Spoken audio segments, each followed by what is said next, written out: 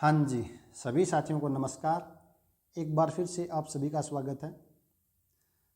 तो काफ़ी समय से जो ग्रेजुएशन कर रहे थे वो साथी इंतज़ार कर रहे थे कब CUET PG का नोटिफिकेशन आएगा।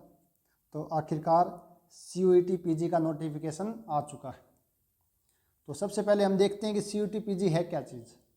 बहुत से साथियों को तो ये भी नहीं पता कि CUET की फुल फॉर्म क्या है और ये काम क्या करता है। तो सबसे पहले मैं बात करूं फुल फॉर्म की, तो इसकी फुल फॉर्म है कॉमन यूनिवर्सिटी इंट्रेंस टेस्ट। और पीजी का मतलब क्या होता है? Post graduate. जैसे हम यूजी के अंदर क्या होता है? अंडर ग्रेजुएट, और पीजी का मतलब होता है पोस्ट ग्रेजुएट, यानी कॉमन यूनिवर्सिटी इंट्रेंस टेस्ट। तो CUET नाम क्यों पड़ा इसका? क्योंकि पहले जैसे दिल्ली यूनिवर्सिटी है, बनारस हिंदू यूनिवर्सिटी है और सेंट्रल यूनिवर्सिटीज़ हैं, ये अपने अपने एग्ज़ाम हैं वो खुद अपने स्तर पर करवाती थी।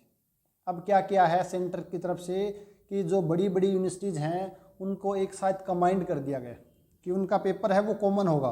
तो कॉमन यूनिवर्सिटी इंट्रेंस टेस्ट, इससे आपको बहुत ज़्यादा फ़ायदा मिलेगा। आप अच्छी जगह अच्छी यूनिवर्सिटी से MSc कर सकते हैं। तो PG के लिए हम बात करें, सबसे पहले तो एक IIT JEM का एग्ज़ाम होता है, IIT JEM। इसके थ्रू हम किसी IIT से MSc कर सकते हैं, या जिसकी रैंक थोड़ी कम है वो NIT से रैंक कर सकते हैं, और जिनकी रैंक ज़्यादा है उनको आइजर जो मोहाली है, पुणे है, उनमें है, तो वहाँ पर भी इंटरव्यू के लिए कॉल किया जाता है। इसके अलावा भी बड़े बड़े इंस्टीट्यूट हैं, जैसे मैं बात करूँ IISc है, टिफर है, इनका अलग से एग्ज़ाम लगता है और वो रिसर्च करवाते हैं। वहाँ पर MSc नहीं होती है, वहाँ पर इंटीग्रेटेड MSc प्लस PhD का कोर्स होता है। तो अगर हमें रिसर्च में जाना है तो IISc है, टिफर है, वहाँ भी जा सकते हैं। उसके बाद मैं बात करूँ तो PG का, तो पहले तो जैसे DU का, BHU का, CU है, सेंट्रल यूनिवर्सिटी, जिनका अलग अलग एग्जाम लगता था, लेकिन अब इनका कॉमन क्या नाम कर दिया? CUET, common university entrance test. तो इनके माध्यम से जो बड़ी बड़ी यूनिवर्सिटी हैं, जैसे BHU है, जैसे JNU यूनिवर्सिटी है दिल्ली के अंदर, और जैसे सेंट्रल यूनिवर्सिटी जैसे राजस्थान में कहाँ पर है? किशनगढ़ में है, पंजाब में है, हरियाणा में है। तो उन सेंट्रल यूनिवर्सिटीज़ हैं, और भी काफ़ी प्राइवेट और जो दिल्ली यूनिवर्सिटीज़ हैं, उनमें अगर हमें MSc में एडमिशन लेना है तो CUET का एग्ज़ाम है वो क्रैक करना पड़ेगा। उसके बाद अभी तक कुछ यूनिवर्सिटीज़ हैं जो अपना एग्ज़ाम खुद करवा रही हैं, जैसे मैं बात करूं राजस्थान यूनिवर्सिटी है, ये एग्ज़ाम अपना खुद करवा रही है। ऐसी और भी बहुत सी यूनिवर्सिटीज़ हैं जो अभी तक एग्ज़ाम है वो अपने स्तर पर ही करवा रही, लेकिन आने वाले 4-5 साल में ये एग्ज़ाम है वो CUET के तहत होने लग जाएंगे। उसके बाद जो अपने पास जो लोकल कॉलेजें आती हैं, और उसके बाद जो ओपन वाले आते हैं, तो इन माध्यम से हम क्या कर सकते हैं? MSc कर सकते हैं। तो सबसे बड़ा जो पेपर माना गया MSc में वो IIT JEM का एग्ज़ाम है, जिसके माध्यम से ही हम IIT से MSc कर सकते हैं।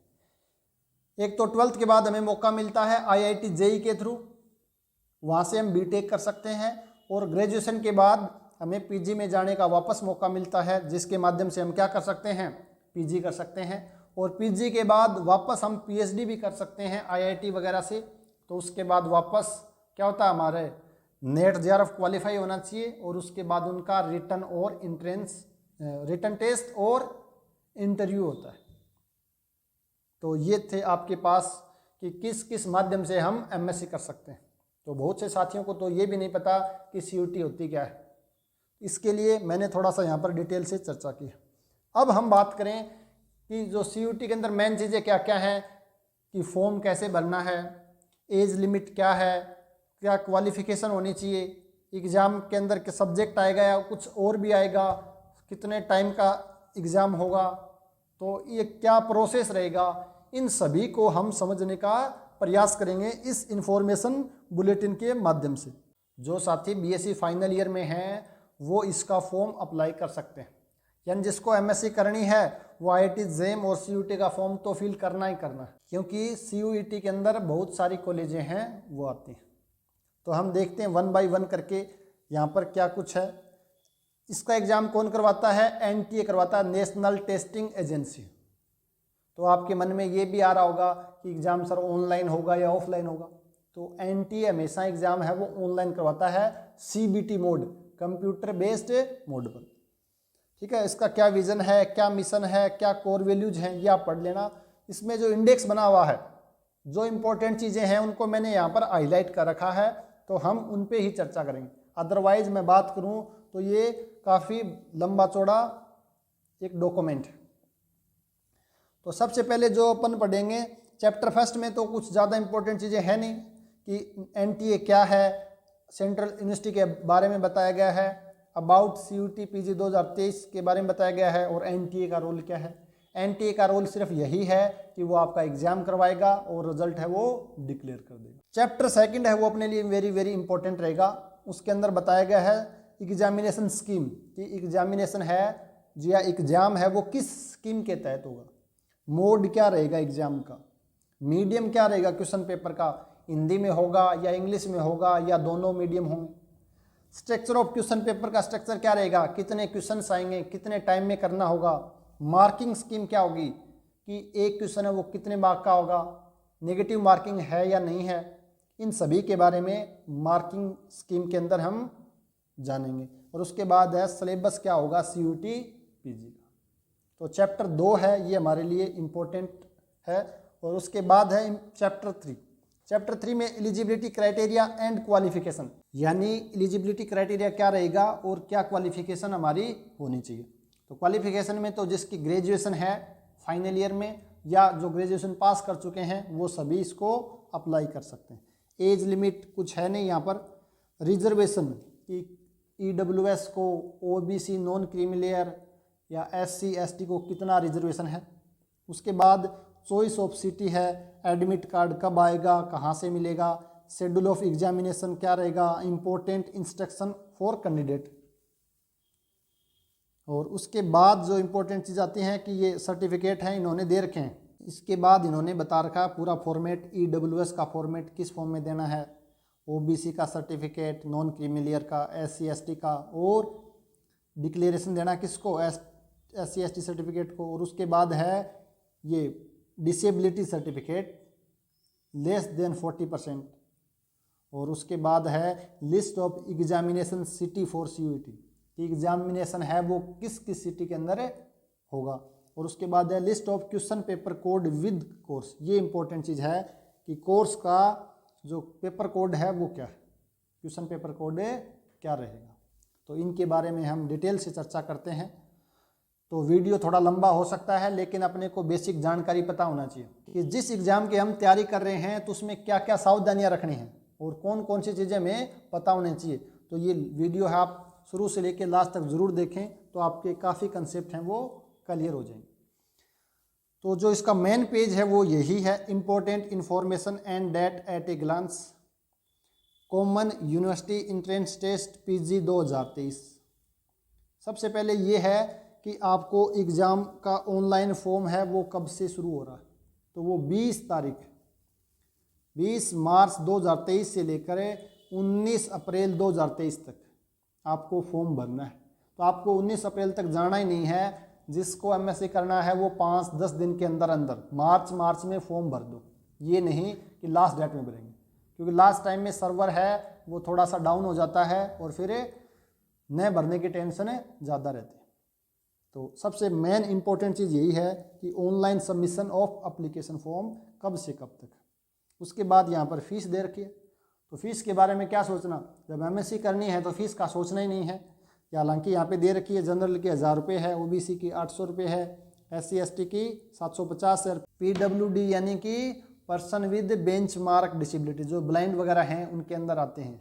ठीक है, जो आउटसाइड इंडिया है उनकी फ़ीस 5000 रुपये है, और जो अपने इंडिया वाले उनकी है। ओबीसी में 2 हैं, ओबीसी नॉन क्रीमी लेयर की तो 800 है, और जो क्रीमी लेयर के अंदर आते हैं उनकी 1000 रुपये।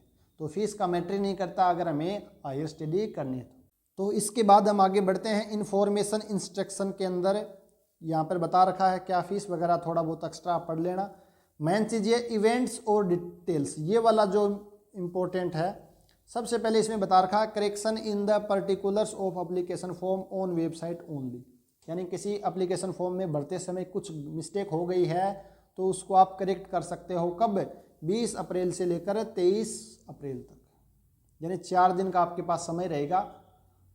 हालांकि ऐसी नौबत आपको आनी नहीं चाहिए। फॉर्म भरते समय 2 बार चेक करें अपना नाम, पिता का नाम, कौन से ओबीसी से हैं या ईडब्ल्यूएस से हैं या एससी से हैं या एसटी से हैं। उसके बाद अपने कोर्स का जो कोड है वो ज़रूर ध्यान रखें। कई बार गलती से कोर्स कोड भरने में समस्या हो जाती है और उसका कोई भी सॉल्यूशन नहीं है। तो फॉर्म भरते समय 2-3 बार अच्छे से चेक कर लें।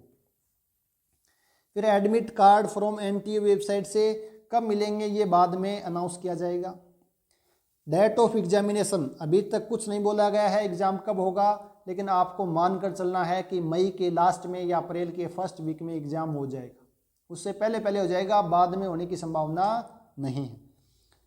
ड्यूरेशन ऑफ एग्जामिनेशन यानी एग्जामिनेशन है वो कितने समय का होगा, तो उसके लिए आपको सिर्फ 120 मिनट यानी कि 2 घंटे का समय मिलेगा। एग्ज़ाम के अंदर आपको 2 आवर का टाइम मिलेगा और टाइमिंग ऑफ एग्जामिनेशन वो 2 शिफ्ट में होगा। आप काफ़ी साथियों का फर्स्ट शिफ्ट में हो जाएगा और कुछ का सेकंड शिफ्ट में होगा। ये नहीं है कि 2 पेपर होंगे फर्स्ट शिफ्ट और सेकंड शिफ्ट में। इसका मतलब ये है कि कुछ साथियों का फर्स्ट शिफ्ट में हो जाएगा और कुछ का सेकंड शिफ्ट में हो जाएगा। और सेंटर, डेट और शिफ्ट ऑफ एग्जामिनेशन ये आपके एडमिट कार्ड पर मिल जाएंगे।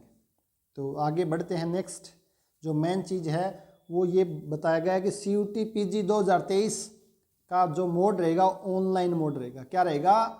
ऑनलाइन रहेगा। तो ये मत सोचना कि ऑफलाइन एग्जाम होगा। तो सबसे मेन जो डाउट रहता है कि एग्जामिनेशन है वो ऑनलाइन होगा या ऑफलाइन, तो ऑनलाइन रहेगा। इसके बाद एप्लीकेशन नंबर और पासवर्ड, यानी जब भी आपको फॉर्म भरना है, रजिस्ट्रेशन करना है, रजिस्ट्रेशन करते समय एप्लीकेशन नंबर और जो पासवर्ड है उनको अपने को क्रिएट करना पड़ेगा और अपने को संभाल के रखना पड़ेगा। और एप्लीकेशन फॉर्म के अंदर अपने को 2 इमेज अपलोड करनी पड़ेगी, एक तो फोटोग्राफ अपनी खुद की और एक है सिग्नेचर। फोटोग्राफ है वो 10 से 200 KB के बीच होनी चाहिए। सिग्नेचर है स्कैन किया हुआ होना चाहिए 4 KB से 30 KB के बीच में। तो ये आप या तो ई मित्र के थ्रू फॉर्म भरवा सकते हो या खुद भरते हो तो इंटरनेट से कर सकते हैं। इसके बाद जो इम्पोर्टेंट चीज़ हमारे लिए correct email address and mobile number, यानी all the candidate must ensure that they have provided the correct email address and mobile number, यानी अपनी ईमेल एड्रेस है वो सही से लिखनी है और मोबाइल नंबर, क्योंकि जो भी सूचना होगी तो आपकी ईमेल आईडी पर भेजी जाएगी या आपके मोबाइल नंबर पे टेक्स्ट मैसेज किया जाएगा। तो ये सही से देवें, ये नहीं कि भरते समय गलती कर दें, तो इसका भी ध्यान में रखना है। उसके बाद एक आप ऐप डाउनलोड कर लें संदेश नाम से। ये किसकी ऐप है? एनटीए की है। तो एनटीए के जो भी नोटिफिकेशन आएंगे तो वो यहाँ पर अपडेट होते रहेंगे। तो आप इस ऐप के माध्यम से भी एनटीए के नोटिफिकेशन को देख सकते हैं। कि कुछ साथियों के मन में ये रहता है कि हमें ऑफलाइन भी भेजना पड़ेगा क्या, तो यहाँ पे स्पष्ट लिखा है candidate are not required to send या submit any document including confirmation page to NTA through post, fax, WhatsApp, email by hand, यानी आपको कोई भी लेटर, चाहे वो कन्फर्मेशन पेज हो या कोई भी ईडब्ल्यूएस ओबीसी सर्टिफिकेट हो, कोई भी आपको ऑनलाइन ऑफलाइन नहीं भेजना है। सारा का सारा काम है वो ऑनलाइन होगा। और उसके बाद point number 5, choice of exam city display to the candidate will be based on the permanent and correspondent address, यानी जो आपका एग्जाम की सिटी है वो आपका एड्रेस क्या दिया है उसके आधार पर ही आपको देखने को मिलेंगे। एग्जामिनेशन के अंदर क्या क्या चीज़ें लेके जानी है? एडमिट कार्ड होना चाहिए, ट्रांसपेरेंट बॉल पॉइंट पेन होना चाहिए, एडिशनल फोटोग्राफ, एक साथ में फोटोग्राफ भी लेके जानी है, एक आपके पास अथोराइज फोटो आईडी होनी चाहिए, जैसे आधार कार्ड, पैन कार्ड, कोई भी एक फोटो आईडी जरूर होनी चाहिए। उसके बाद पीडब्ल्यूबीडी सर्टिफिकेट होना चाहिए बाय अथोराइज मेडिकल ऑफिसर के थ्रू, और एक पर्सनल ट्रांसपेरेंट वाटर बोतल, आपकी खुद की बोतल भी होनी चाहिए, लेकिन वो ट्रांसपेरेंट हो, ये नहीं कि आप सुंदर से देख के ले गए हो, बिल्कुल जो बिस्लेरी जैसी, और उसकी भी पर्ची उतार कर। उसके बाद ये नोट लगाए हुए हैं इंपॉर्टेंट, इनको आप अच्छे से देख ले हुए, काम की चीज़ें हैं। तो चैप्टर फर्स्ट में जो अपने काम की चीज़ है वो स्ट्रक्चर ऑफ क्वेश्चन पेपर, ये क्वेश्चन पेपर का स्ट्रक्चर है वो किस टाइप का होगा। तो नंबर ऑफ क्वेश्चन हैं वो 100 होंगे। कितने होंगे? 100 होंगे। उनको 2 भागों में बांटा गया है। फर्स्ट पार्ट में 25 क्वेश्चन होंगे, सेकंड पार्ट में 75 क्वेश्चन होंगे। जो 25 क्वेश्चन होंगे वो कहाँ से आएंगे? हिंदी इंग्लिश लैंग्वेज के होंगे comprehension, verbal ability, general awareness, mathematical quantitative ability and analytic skill. 25 question तो इन टॉपिक से आएंगे और 75 क्वेश्चन आपके नॉलेज, डोमेन नॉलेज क्वेश्चन, यानी आपके सब्जेक्ट से आएंगे। अगर आप मैथमेटिक्स से हो तो 75 क्वेश्चन है मैथमेटिक्स से आएंगे, फिजिक्स से हो तो फिजिक्स के आएंगे, अगर आप हिस्ट्री से हो तो हिस्ट्री के आएंगे। और जो साइंस वालों का कोड है वो SC से स्टार्ट होगा। जो मैथ, फिजिक्स, केमिस्ट्री हैं उनका कोड है वो ये रहेगा, आगे और भी दिए गए डिटेल से। इसमें नोट लगाई लिखा है साफ साफ, ये ध्यान रखना, C पॉइंट है वो वेरी वेरी इंपॉर्टेंट है कि candidate has to choose language English और Hindi at the time of registration for part A. तो रजिस्ट्रेशन करते समय आपको चूज करना है कि जो पार्ट ए है जिसमें 25 क्वेश्चन आएंगे उनमें मीडियम क्या रखना है, हिंदी या इंग्लिश। अगर आप इंग्लिश मीडियम से हैं तो इंग्लिश देवें, अगर आप हिंदी मीडियम से हैं तो पार्ट ए में हिंदी भी देंगे। इसको आप केयरफुली चूज करें, ये C पॉइंट है, इसको ध्यान में रखना। मार्किंग स्कीम क्या रहेगी, प्रत्येक क्वेश्चन है वो 4 मार्क्स का रहेगा। अगर आप सही किए तो 4 मार्क्स मिलेगा और गलत किया तो 1 मार्क्स है वो नेगेटिव हो जाएगी, यानी 1/4 है वो नेगेटिव मार्किंग। इसके बाद अगर कोई क्वेश्चन में एरर है और जिसकी वजह से आप उसको ड्रॉप कर देते हो तो जो मार्क्स, फुल मार्क्स हैं वो सभी को दिए जाएंगे, चाहे आपने अटेम्प्ट किया हो या नहीं किया हो। जैसे नेट में क्या रहता है, अगर कोई क्वेश्चन अटेम्प्ट करता है उसी को मार्क्स मिलता है, लेकिन यहाँ पर अगर कोई क्वेश्चन गलत है तो मार्क्स सभी को मिलेंगे, आप अटेम्प्ट करो या ना करो। और साथ में ध्यान रखना नेगेटिव मार्किंग 1/4 है, तो ये नहीं कि सारे के सारे गोले भराओ, ठीक है ना, इसका ध्यान रखना, नेगेटिव मार्किंग है। उसके बाद क्या है, applicant are solely responsible for choosing the correct question paper code. सबसे समस्या यही होती है कि अगर आपका मैथमेटिक्स तो आपको लगता है MA से शुरू होता है, ठीक है ना, तो जो भी सब्जेक्ट आपका पेपर कोड है, क्वेश्चन पेपर कोड, उसको सही से भरें। अगर वो गलत भर दिया है तो फिर कुछ नहीं हो सकता है। अगर आप साइंस बैकग्राउंड से हो और आपने आर्ट बैकग्राउंड का कोई पेपर डाल दिया है तो फिर क्या फ़ायदा। तो इसका अच्छे से ध्यान देख लें। सिलेबस है आपका वो डाउनलोड करना है NTU वेबसाइट से। इस वेबसाइट पे आपको सिलेबस मिल जाएगा अपने सब्जेक्ट का। थर्ड चैप्टर में क्या है, eligibility, age limit, there is no age limit for candidate. कोई भी एज लिमिट नहीं, आपकी 18 साल हो या आप 25 साल के हो या आप 30 साल के हो, किसी भी एज लिमिट में आप CUET इंट्रेंस एग्जाम है वो दे सकते हैं। रिजर्वेशन का दे रखा है यहाँ पर क्या कि 10% तो EWS का है, OBC का 27% है, SC का 15% है, ST का 7.5% है और PWD पर्सन विद डिसेबिलिटी का 5% है। तो ये आपके पास रिजर्वेशन है। तो इनका रिजर्वेशन का जो सर्टिफिकेट है वो दे रखा है यहाँ पर EWS का फर्स्ट में। और मेन चीज़ ये है कब इश्यू होना चाहिए, आफ्टर 1 अप्रैल 2022, यानी लगभग मैं कहूँ मोटा मोटा 1 साल पुराना नहीं होना चाहिए। 1 अप्रैल 2022 के बाद का इश्यू होना चाहिए। अगर पुराना है तो दोबारा उसको री इश्यू करवाओ 1 अप्रैल, चाहे आप OBC का हो वो भी 1 अप्रैल बाद का होना चाहिए। तो OBC non creamy layer, EWS general में, उसके बाद SC और ST।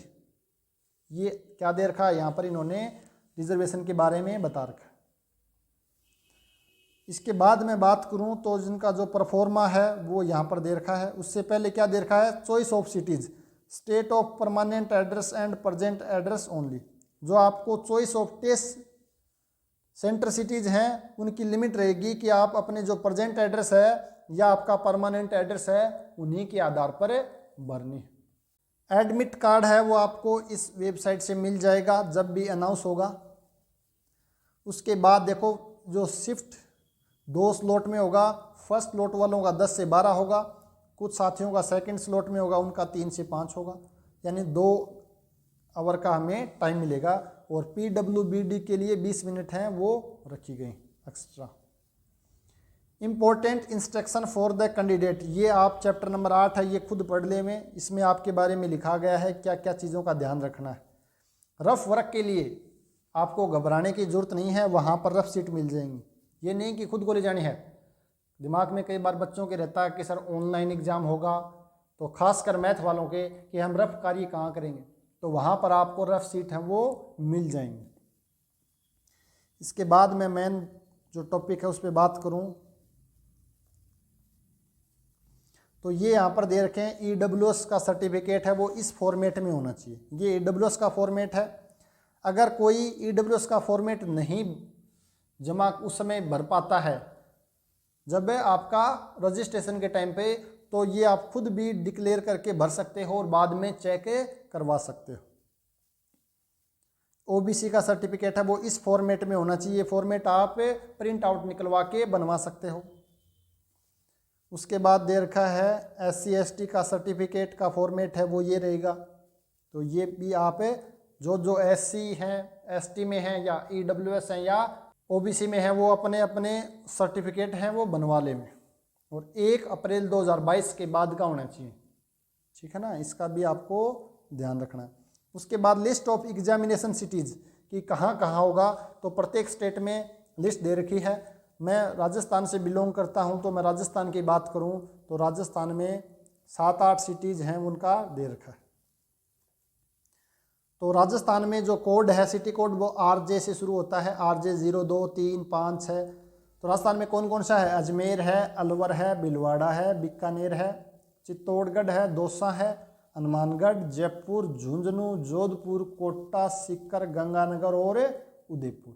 तो यानी कि इतनी सिटी हैं, ये कहाँ पर दे रखे हैं? राजस्थान के अंदर है। तो 10-12 सिटी हैं वो राजस्थान के अंदर हैं और प्रत्येक स्टेट में 6, 7, 8, 10 सिटीज़ हैं वो दे रखे हैं। तो अपने अपने स्टेट के हिसाब से सिटी देख लेंगे।